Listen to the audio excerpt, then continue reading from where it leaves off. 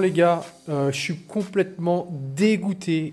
Je viens de cracher concrètement plusieurs gigas de rush. Une journée de bricolage concrètement où j'avais monté tous les cils en bloc avec la presse, où j'avais monté toutes les rotules, les roulements et tout ça.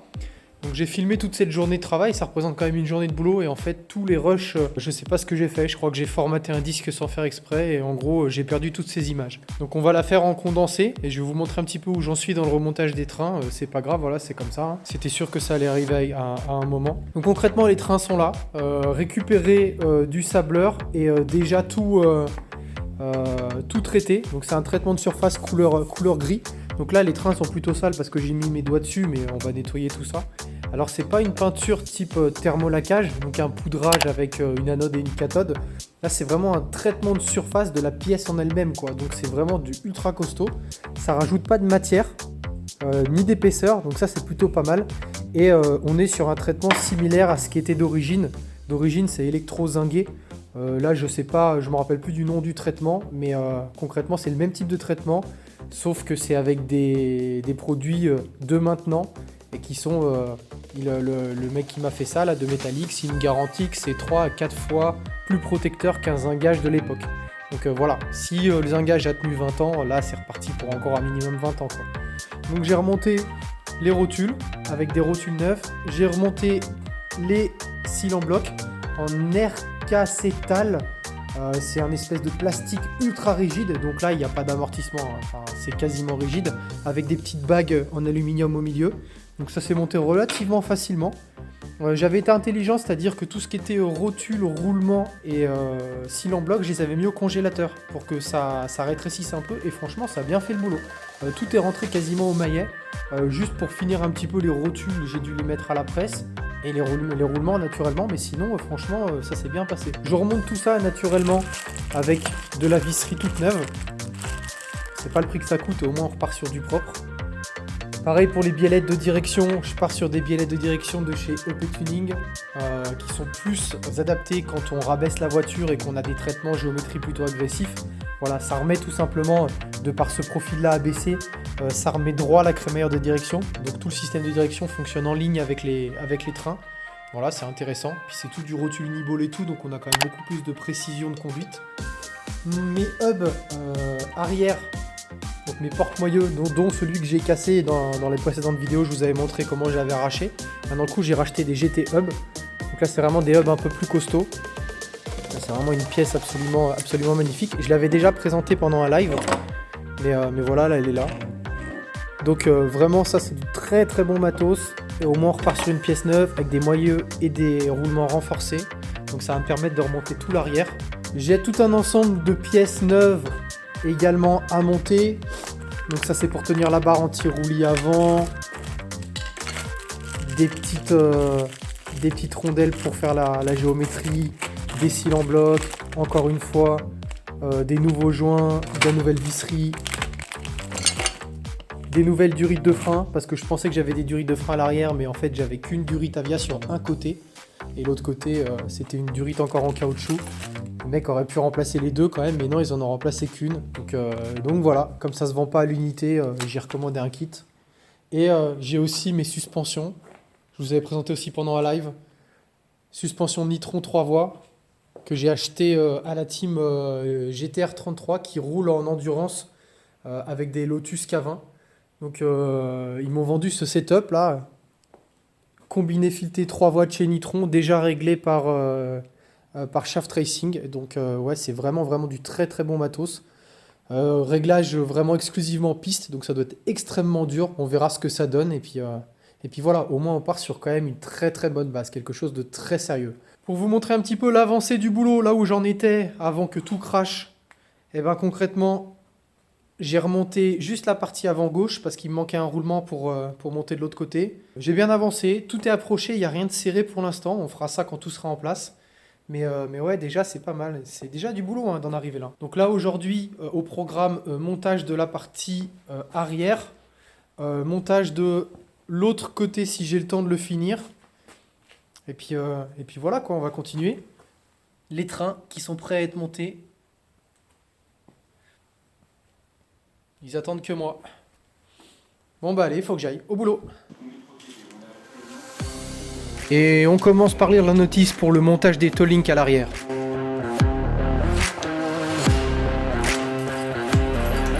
On prépare la boulonnerie.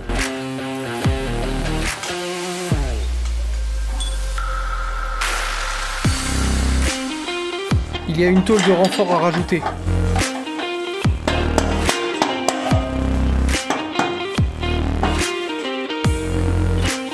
Celle-ci, il faut la rifter sur le faux châssis arrière. 4 trous et 4 rivets suffisent à l'accrocher.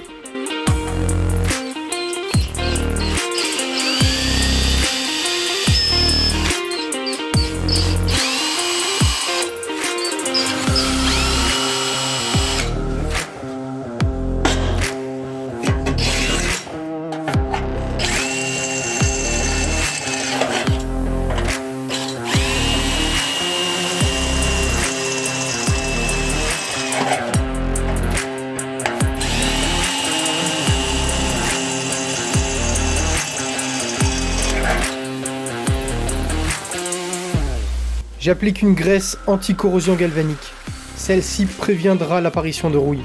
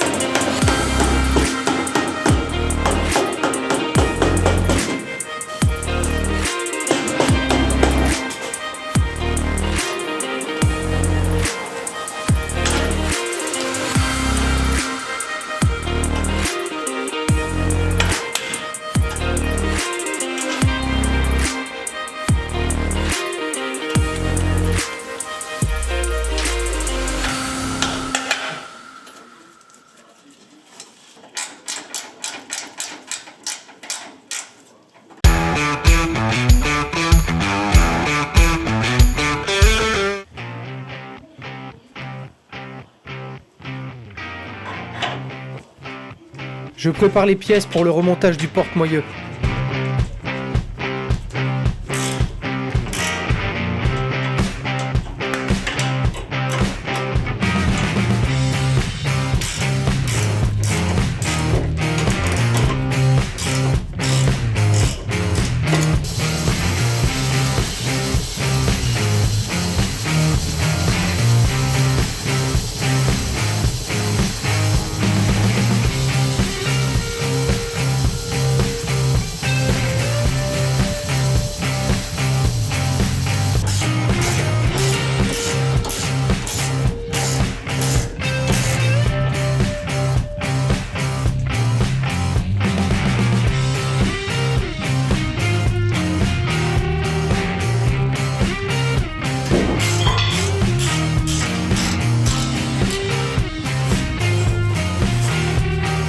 Je fais la même chose de l'autre côté et on attaque le montage des suspensions. Rien de plus facile, 2 vis suffisent à la tenir.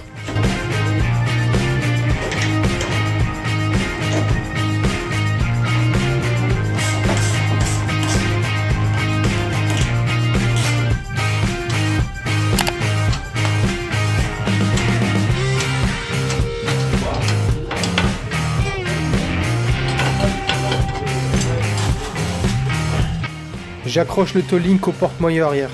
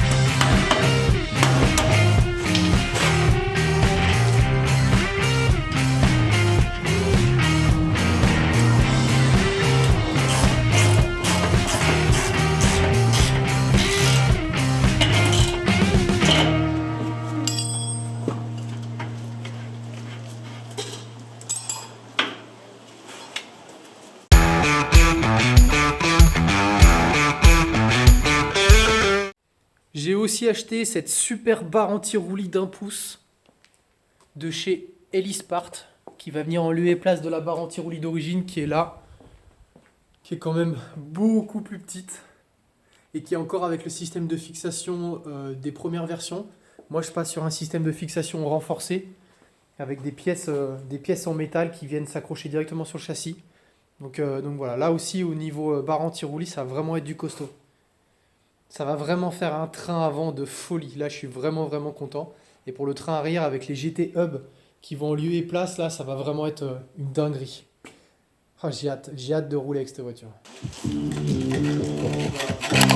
Sacrilège, je suis obligé de scier une partie en carbone pour laisser passer la barre anti-roulis tellement elle est grosse.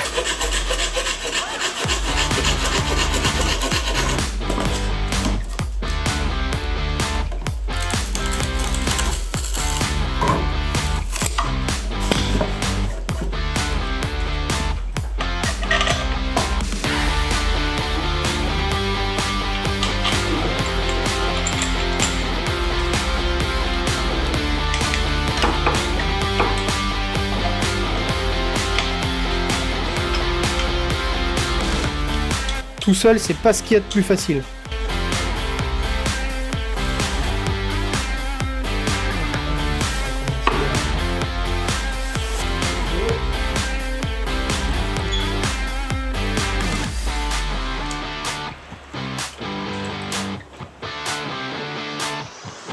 Je me suis aperçu que j'avais monté la pièce à l'envers. Je l'ai corrigé juste après.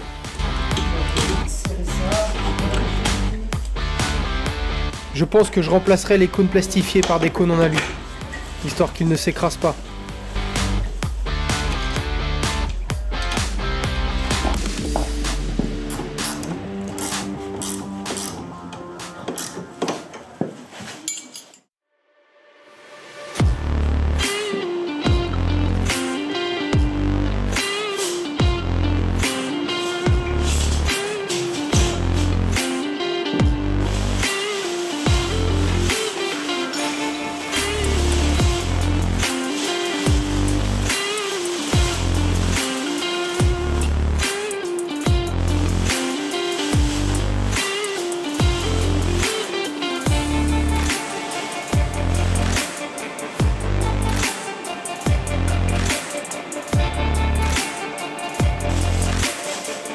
Et on attaque le remontage des étriers de frein, en commençant par les étriers arrière.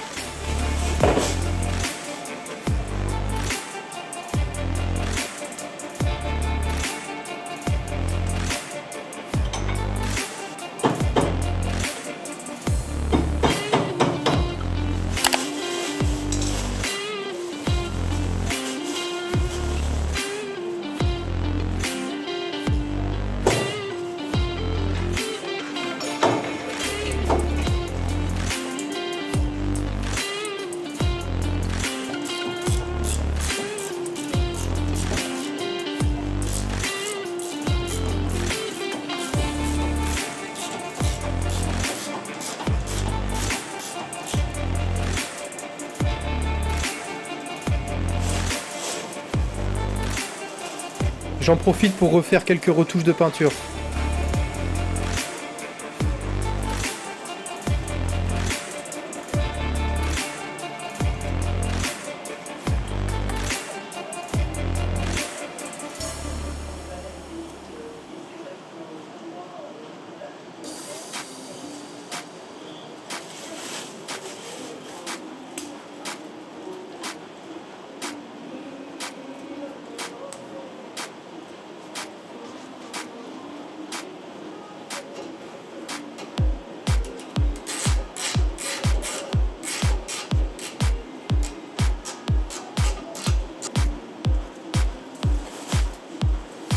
J'attaque l'autre côté.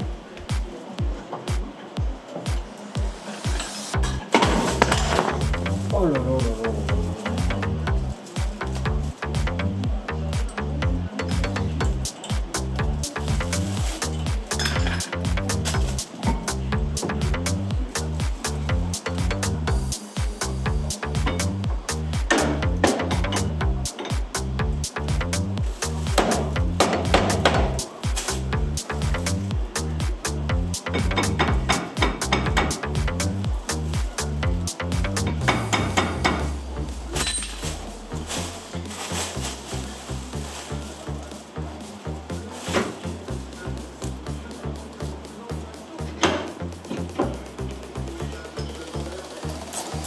Et je passe aux étriers avant.